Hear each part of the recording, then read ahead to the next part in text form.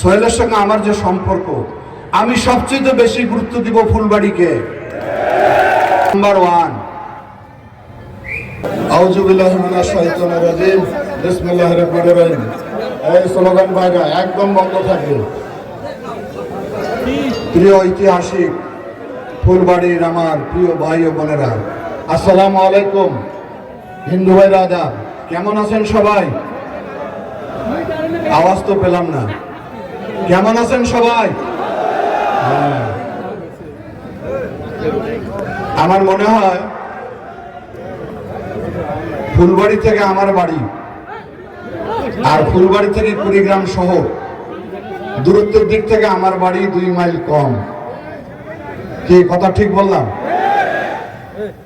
আমার বাড়ির নাম হলো বড় বাড়ি, আর ফুলবাড়ি দুইটাকে যদি যুক্ত করি আমি, তাহলে আমি বলি বড় ফুলবাড়ি। কি হলো? তাহলে আমি কি আপনাদের আপন না? এই আসনে আমরা যাকে মনোনয়ন দিয়েছি, আমার প্রিয় ছোট ভাই, সে কেমন সজ্জন, কেমন ভদ্র, কেমন নম্র, সেটা আমার চেয়ে আপনারা খুব ভালো করে জানেন। ওর জন্যই আমার এখানে আসা।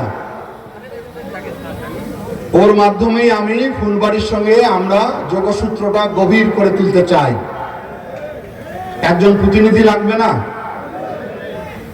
সেই প্রতিনিধি হিসাবে আমার দৃষ্টিতে, আপনাদের দৃষ্টিতে সবচেয়ে যোগ্যতম ব্যক্তি হলো সোহেল হোসেন কাইকোবাদ।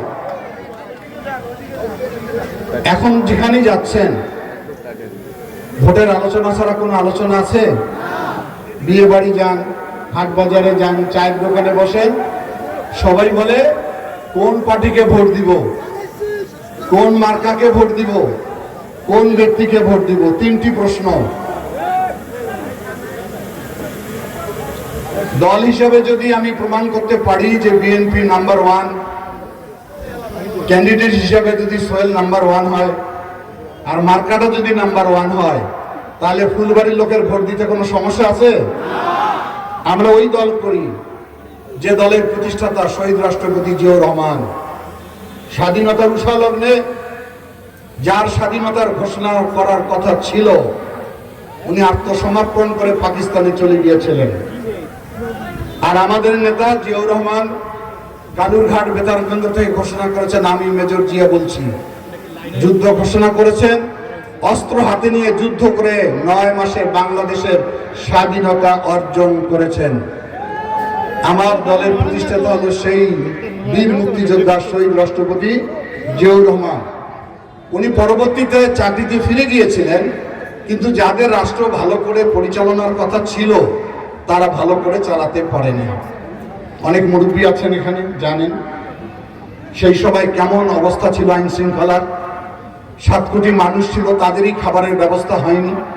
গণতন্ত্র ধ্বংস করা হয়েছিল, পত্রপত্রিকা নিষিদ্ধ করে দেওয়া হয়েছিল। অনিবার্য হয়ে পড়েছিল সেই দলের পরিণতি। জিয়াউর রহমান আবার ক্ষমতার পদদেশে আসছেন। এখানে প্রায় আমরা সবাই কৃষক।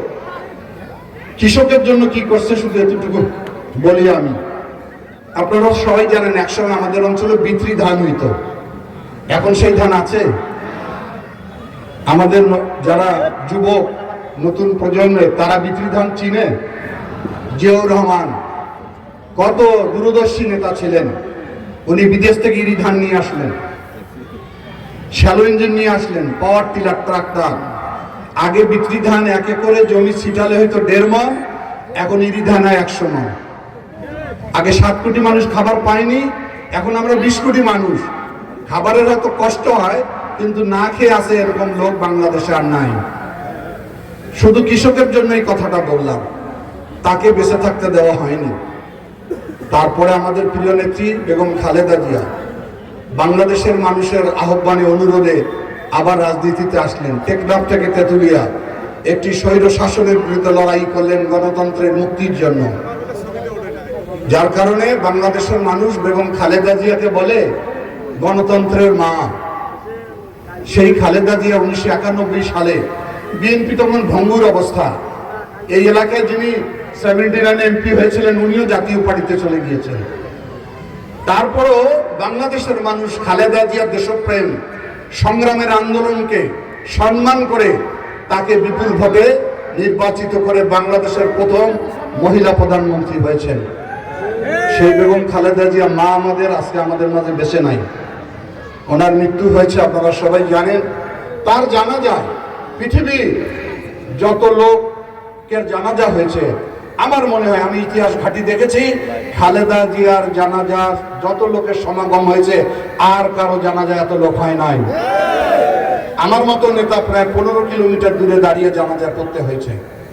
কেন এত ভালোবাসা, কেন মানুষের এত শ্রদ্ধা? একটি মাত্র কারণ, খালেদা জিয়া ছিল গণতন্ত্রের পাহারাদার, খালেদা জিয়া ছিল সার্বভৌমত্বের পাহারাদার, যার জন্য দল মত ধর্ম বর্ণ সকল মানুষ খালেদা জিয়ার মৃত্যুতে শোক প্রকাশ করেছে।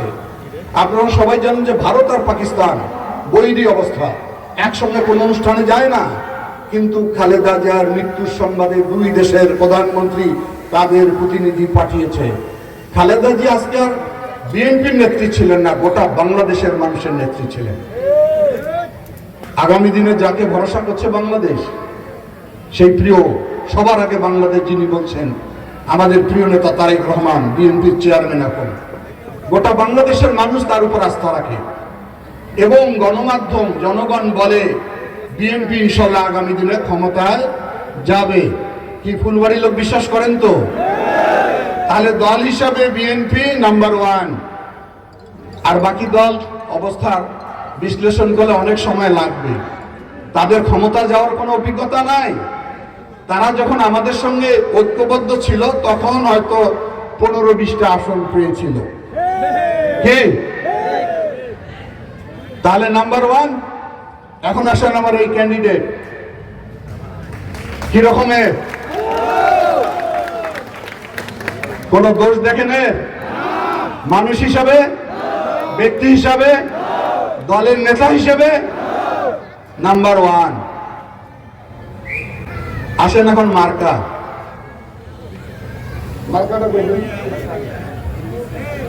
মার্কাটা কি? আমি বেশি অন্য মার্কার ব্যাখ্যা দিব না। পৃথিবীর ধ্বংসের পূর্ব মুহূর্ত পর্যন্ত মানুষকে আহার করতে হবে, করতে হবে না? সব মার্কার বিকল্প আছে, লাঙ্গলের বিকল্প আছে, দাড়িপাল্লার বিকল্প আছে, হাত পাকার বিকল্প আছে, ধানের শীষের কোনো বিকল্প আছে? তাহলে এটা কি নাম্বার 1? তাহলে 3টা নাম্বার 1 হয়ে গেল আমাদের প্রার্থীর পক্ষে। তাহলে ফুলবাড়ির লোকের কি আর ভোট দিতে কোনো সমস্যা আছে বলেন? এখন আসি, কিসের জন্য আমাদের বিএনপিকে ভোট দিবেন? বিএনপি রাষ্ট্র ক্ষমতা গেলে কি করবে? ইতিমধ্যে শুনেছেন আমাদের প্রিয় নেতা তারেক রহমান বলেছে যে 31 দফা রাষ্ট্র কাঠামো আমরা দিয়েছি, কিভাবে রাষ্ট্র পরিচালিত হবে। সব কথা বললে অনেক সময়ের দরকার। আমরা ওই রকম একটি রাষ্ট্র করতে চাই যে রাষ্ট্রের মধ্যে সাম্য থাকবে, শান্তি থাকবে, সম্প্রীতি থাকবে, গণতন্ত্র থাকবে এবং দুর্নীতিমুক্ত বাংলাদেশ করতে চাই আমরা। সে কারণে সারা বাংলাদেশের মানুষ অধীর আগ্রহে অপেক্ষা করছে 12 তারিখের জন্য। তা ফুলবাড়ির লোক অপেক্ষা করবেন না আপনারা? সে কারণে এই বাংলাদেশের মানুষ শুধু তারেক রহমানের মুখের দিকে তাকিয়ে রয়েছে। তারেক রহমান যদি আজকে বাংলাদেশে রাজনীতিতে হাল না ধরতো, আর কোন বিকল্প লোক আছে যে বাংলাদেশের এতগুলো মানুষের দায়িত্বভার গ্রহণ করতে পারবে? পারবে না। এই কারণে আমরা মনে করি যে বাংলাদেশের মানুষ এখন মুখিয়ে আছে 12 তারিখের অপেক্ষায়। তো 12 তারিখে আমি যদি এই এলাকার কথা বলি, আমি একটু আগে বলছি যে আমার বাড়ি কুড়িগ্রামের চেয়ে কাছে। এই উলিপুরের মানুষ সবচেয়ে বঞ্চিত, সবচেয়ে অবহেলিত, উন্নয়ন বঞ্চিত। আপনারা হচ্ছেন সীমান্তবর্তী জেলার মানুষ। আমার বাড়ি দিয়ে সব সময় যান বাংলাদেশের বিভিন্ন অঞ্চলে, যান না? সব সময় আমার উপর দিয়েই যান আপনারা, লালমনিরহাট দিয়েও যান, বড়বাড়ি দিয়েও যান। আমার মনে হয় সোহেলকে যদি আপনারা নির্বাচিত করেন, সোহেলের সঙ্গে আমার যে সম্পর্ক, আমি সবচেয়ে বেশি গুরুত্ব দিব ফুলবাড়িকে, ফুলবাড়ির উন্নয়নের জন্য। কারণ আমি যদি আমার বাড়ির থেকে দেখি তাহলে ডান দিক হয় আমার ফুলবাড়ি। এই মুহূর্তে আপনারা জানেন বাংলাদেশের প্রধানমন্ত্রী ইনশাআল্লাহ হবে তারেক রহমান। তারেক রহমানের সঙ্গে আমার যে সম্পর্ক রয়েছে, আমি যদি বলি ভাই ফুলবাড়ির জন্য এটা আগে পাস করেন, সেটাই আগে পাস হবে ইনশাআল্লাহ। সেই ভরসা আপনারা আমাদের উপর রাখতে পারেন। আর একটা কথা বলি, সোহেল কি কারো কাছে অপরিচিত? চিনেন এমন কোন লোক আছে? সবাই তাকে চিনে। আর যারা বিপক্ষে দাঁড়িয়েছেন, বিশেষ করে একজন নতুন প্রার্থীর কথা আমি বলবো, তাকে কি এইভাবে লোক চিনে? তো রাত 12টায় যদি আপনার দরজায় কেউ নক করে, দরজা খুলে যদি অপরিচিত লোক দেখতে পান, ভয় পাবেন না যে লোকটা অপরিচিত, কি উদ্দেশ্যে এসেছি না জানি না? আর সোহেল যদি আপনাদের দরজায় রাত 3টার সময় নক করে, খুলে সোহেলকে দেখেন, আপনারা জড়াই ধরবেন না? সোহেল ভাই কি ব্যাপার, কি সমস্যা? এটাই হলো পরিচিত অপরিচিত লোকের মধ্যে তফাৎ। যার অতীতের কোনো কাজ জানেন না, যার সঙ্গে আপনাদের কোনো পরিচয় নাই, তার উপরে ভরসা করা যায় না। সোহেলকে তো আপনারা বারংবার যাচাই বাছাই করেছেন, করেন নাই? উদাহরণ হিসেবে বলি, ফুলবাড়ি বাজারে দেখেন গিয়ে কোনো এক লোক যদি তার বউয়ের শাড়ি কিনতে যায়, 5টা দোকান যাচাই করে, তারপরে বউয়ের শাড়ি পছন্দ হয় না, তারপরে বিয়েকে ডাকে, বিয়ে আইসেন তো, বিয়ানির এখন শাড়ি পছন্দ করে দেন। মাত্র 600 টাকা দামে শাড়ি কিনতে 6টা দোকান যাচাই বাছাই করা হয়। আর এতগুলো লোকের দায়িত্ব গ্রহণ করবেন, তাকে আপনি যাচাই করবেন না, চিনবেন না, জানবেন না? সুতরাং বুঝতে হবে যে সঠিক সময় সঠিক মানুষটাকে বেছে নেওয়াটাই হলো মূল কাজ। এখন আমি বলি, পরিচিত লোকের কাছে এটা সবচেয়ে বেশি সুবিধা। সোহেল আজকে 30 বছর যাবৎ রাজনীতির সঙ্গে জড়িত। হঠাৎ আবির্ভাব ঘটে গেল একজনের, তার আপনি পরিচয় ঠিক মতো জানেন না, তার সঙ্গে আপনার ওঠা বসা নাই, তার কাজের দক্ষতা সম্পর্কে আপনার কোনো ধারণা নাই, এমন লোককে কি দায়িত্ব দেওয়া যাবে? যাবে না। এখন আমি আশা করি ফুলবাড়ির মানুষ মনের দিক থেকে অনেক বড়, অনেক লোকের সঙ্গে আমার পরিচয়, অনেকে আমার কাছে যান, নানান সমস্যা নিয়ে আমার সঙ্গে কথা বলে। একটু সেতু বন্ধন তো তৈরি করতে হবে, করতে হবে না? তো সেতু বন্ধন করবে কারা? সবাই কি আমার কাছে যাবেন? যেতে আপনাদের প্রতিনিধি, সেই প্রতিনিধিটাই হলো সোহেল। এবং সরকার গঠন হবে সোহেলের বিএনপি। আর যদি অন্য দলকে ভোট দেন লাভ হবে কোনো? আমরা কুড়িগ্রামের মানুষ সবসময় উল্টা পথে চলি। কিরকম? কিছু কিছু দল আছে যাদের ইঞ্জিন নাই। কিরকম? স্টেশনে কতগুলো বগি পড়ে থাকে না, যার ইঞ্জিন নাই, ও কোনোদিন কমলাপুরে যাবে? আর বিএনপি হলো সেই ট্রেন, ইন্টারসিটি, একদম হুইসেল মেরে ঢাকায় পৌঁছাবে সোহেলের নেতৃত্বে। সুতরাং ওই বগির মধ্যে বসে থাকেন না, কোনো লাভ হবে না। ইঞ্জিন ছাড়াই বগি বসে আছে, লাভ হবে কোনো? সেই কাজ আপনারা করবেন না, আমি জানি, কিন্তু সবসময় উল্টা দিকে যায়। এইখানে শুনি কি কিছু কিছু লোক লাঙ্গলের পক্ষে কাজ করে নাকি? এটা কোনো দল হইল ভাই? এ দলের তো ইঞ্জিনে নাই। এই 17টা বছর ওই একটি অশুভ শক্তির সঙ্গে যোগাযোগ করছে ওরা, দিনের পর রাতে করছে এরা। এদের তো ভোট চাওয়ার কোনো অধিকারই নাই। এখন নানান মায়া কান্না করে। আর রংপুরের মানুষ ওই মুঠিয়া লাঙ্গল ভারত নিয়ে রংপুরকে সর্বনাশের শেষ প্রান্তে পৌঁছায় দিছি আমরা। এই যে আমাদের তিস্তা নদী একসময় আমার মায়ের মতো ছিল, সেই তিস্তা এখন বিধ্বংসী রূপ ধারণ করেছে। রংপুরের 2 কোটি মানুষ, 5টি জেলার মানুষ আজকে ভিক্ষুকে পরিণত হয়েছে একটা নদীর কারণে। এই নদীটাও ঠিক মতো তারা ঠিক করতে পারে নাই।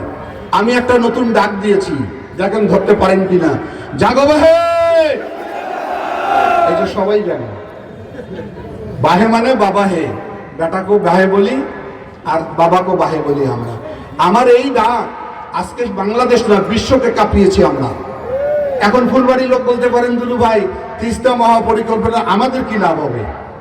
এটি শুধু তিস্তা পাড়ের মানুষের পরিকল্পনা নয়, এই পরিকল্পনার মাধ্যমে ইকোনমিক্যাল জোন, স্যাটেলাইট শহর, হাউজিং, এখানে আমাদের ফুলবাড়ির প্রচুর লোক ঢাকায় কাজ করে আমি জানি। তারা বাড়িতে গরম ভাত খেয়ে তিস্তা পাড়ের শিল্প কারখানায় কাজ করতে পারবে। কর্মসংস্থান হবে হাজার হাজার লক্ষ লক্ষ মানুষের। ইতিমধ্যে ভাতৃপ্রতিম চীন কথা দিয়েছে নির্বাচনের পরে তারা চুক্তি স্বাক্ষর করে কাজ শুরু করবে। এই একটা কাজ যদি আমরা করতে পারি তাহলে রংপুরের মানুষকে আর মঙ্গার কথা বলা যাবে না, মফিজও বলতে পারবে না কেউ। রংপুরের মানুষ সবচেয়ে বেশি খাদ্য উৎপাদন করে, আর রংপুর ছিল একসময় রঙের রসে ভরপুর। সেই রংপুর আজকে বিরান ভূমিতে পরিণত হয়েছে। সেই রংপুরকে বাঁচিয়ে আনার জন্য আমাদের এই আন্দোলন, সে আন্দোলন প্রায় চূড়ান্ত পর্যায়ে উন্নীত হয়েছে। আপনারা সহযোগিতা করবেন। এই তিস্তা মহাপরিকল্পনা শুধু ফুলবাড়ি নয়, এর অংশ রাজারহাট দিয়ে প্রবাহিত হয়েছে। ওই অংশের ভোটারদেরও এটাই প্রয়োজন রয়েছে। আমরা এটা বাস্তবায়নের মধ্য দিয়ে কর্মসংস্থানটা সৃষ্টি করব। আমাদের প্রিয় চেয়ারম্যান গত 3 দিন আগে রংপুরে এসেছিলেন। উনি অত্যন্ত গুরুত্বপূর্ণ 2-3টি কথা বলেছেন রংপুরের মানুষের জন্য। একটি বলেছেন যে রংপুর সবচেয়ে সম্ভাবনাময় জায়গা, অবহেলিত এবং নেতৃত্বের কারণে রংপুরের উন্নয়ন হয়নি। আপনারা ধানে শীষে ভোট দেন, রংপুরকে আমি সবচেয়ে বেশি গুরুত্ব দিব। কৃষক ভাইদের জন্য বলেছেন বেগম খালেদা জিয়া যেমন 5,000 টাকা কৃষি ঋণ সুদ সহ মাফ করে দিয়েছেন, উনি বলেছেন 10,000 টাকা কৃষি ঋণ সুদ সহ মাফ করা হবে। উনি আরো একটা কথা বলেছেন, এনজিও থেকে প্রচুর ঋণ নেই আমরা, রেজিস্টার্ড এনজিও গুলোর থেকে। যারা ঋণ নিয়েছেন সমস্ত টাকা সরকারের তহবিল থেকে পরিশোধ করে দেওয়া হবে। ফ্যামিলি কার্ডের কথা বলেছে, কৃষক কার্ডের কথা বলেছে, এগুলো তো বলেইছে। এই যে রংপুরকে নিয়ে ওনার যে ভাবনা, সেই ভাবনা আমার সঙ্গে যখন মাঝে মাঝে ওনার কথা হয়, আমি বলেছি যে রংপুরে সবচেয়ে বেশি শিল্প কারখানা করতে হবে আপনার। কিভাবে করবেন? আমি রংপুরের সবচেয়ে জমি সস্তা, রংপুরের সবচেয়ে শ্রম সস্তা, রংপুরের আইন শৃঙ্খলা সবচেয়ে ভালো। সুতরাং যদি আপনি গ্যাস দিতে পারেন রংপুরে, তাহলে শিল্প কারখানা এখানে নির্মাণ করা সম্ভব হবে। এইটাই হলো মূল কারণ যে এইবার সুযোগ তৈরি হয়েছে। ফুলবাড়ি ভাইদেরকে বলে যাই আমি, আপনারা আর ভুলের জায়গায় থাকিয়েন না, আপনার মেইন স্ট্রিমে আসেন। মেইন দল, যে দল ক্ষমতা যাবে সেই দলে আসেন, তাহলে ফুলবাড়ির ভাগ্যের পরিবর্তন ঘটবে।